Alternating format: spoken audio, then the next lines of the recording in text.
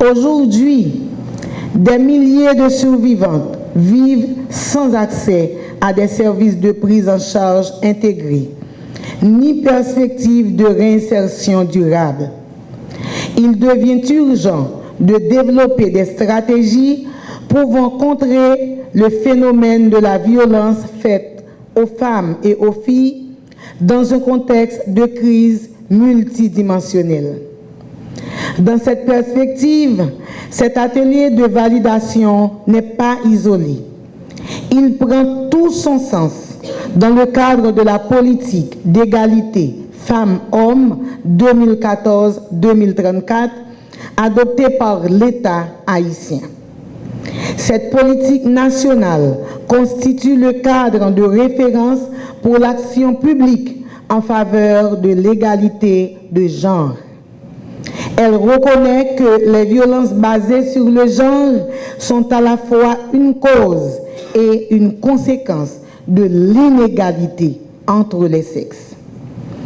Le plan national de lutte contre les violences envers les femmes 2017-2027 du MCFDF traduit cette vision politique en actions concrètes.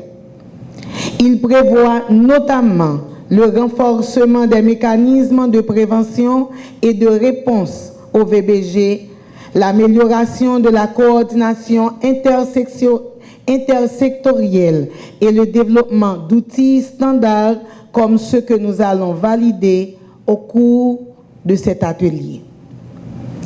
En effet, les procédures opérationnelles standards sur les VBG que nous allons examiner sont des outils indispensables pour garantir une réponse rapide, cohérente, respectueuse et efficace aux besoins des survivantes, tout en clarifiant les rôles et les responsabilités de chaque secteur.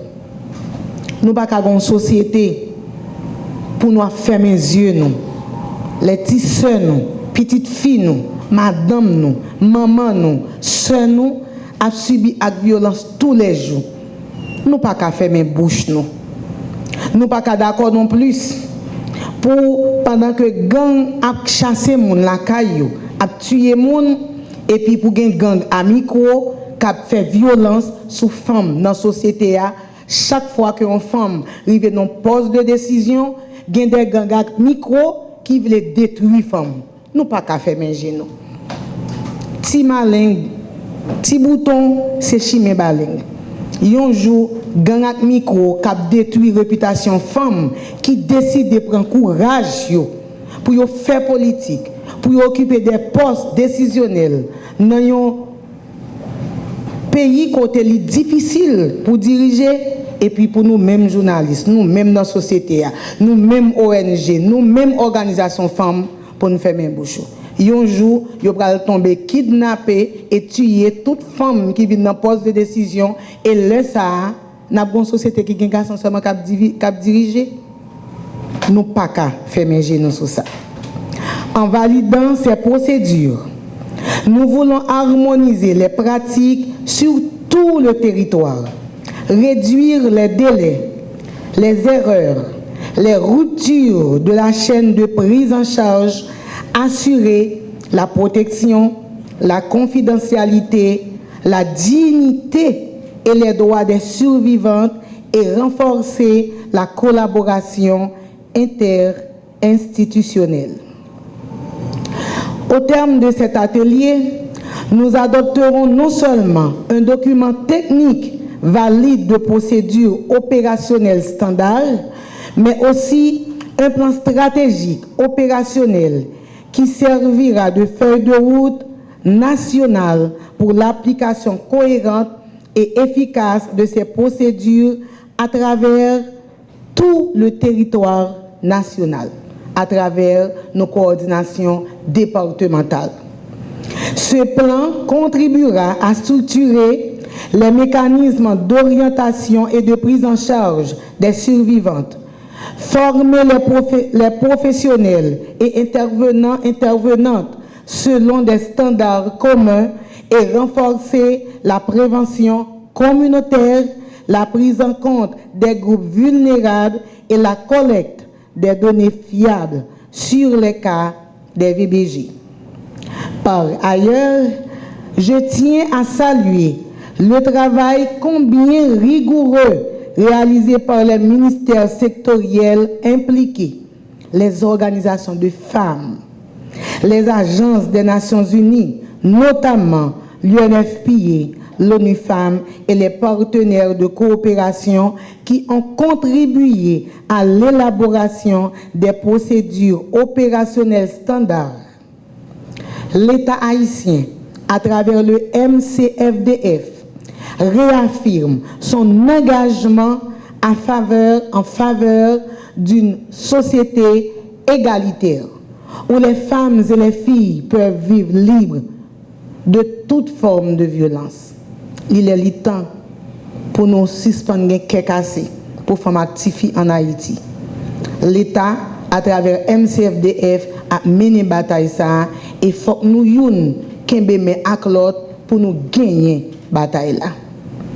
Je vous invite donc, chers participants, participantes, à approfondir vos réflexions, à partager vos expériences de terrain et à contribuer activement à la finalisation de ces outils pour qu'ils soient non seulement validés, mais appropriés, utilisés et intégrés dans les pratiques quotidiennes.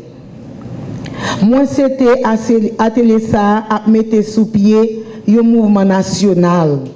Côté chaque acteur, chaque actrice, chaque secteur, mettez main ensemble pour éliminer violence sous forme active. Et tant qu'au première édition, concours chanter l'IFER là te dit violence sous forme active, chanter pour sensibiliser, moi-même m'a pas ajouté, on mettait ensemble pour déraciner violence sous forme active. Ensemble, nous pifons. Ensemble, nous avons changé l'histoire survivante. Ensemble, nous avons croisé violence sous forme active. On s'est monté pour 2 jours, ça, on a passé là. Pas 2 jours en plus, ou bien 2 jours encore. Pour document pour le valider, pour ce n'est pas un document en plus ou un document encore. Parce que 2024 à 2025, pour gagner plus que 10 000 femmes qui violentées et majorité là-dedans, c'est violence sexuelle. Si nous aimons Haïti, si nous aimons tête nous pour la santé de la démocratie, en bataille ensemble pour sous n'importe forme que violence en venir sur femmes actives, journalistes, organisations femmes, tout le monde faut nous dire non, nous pas accepter. Parce que je dis c'est moi, demain c'est où, après demain c'est lui. Sur ces mots, je déclare ouvert l'atelier de validation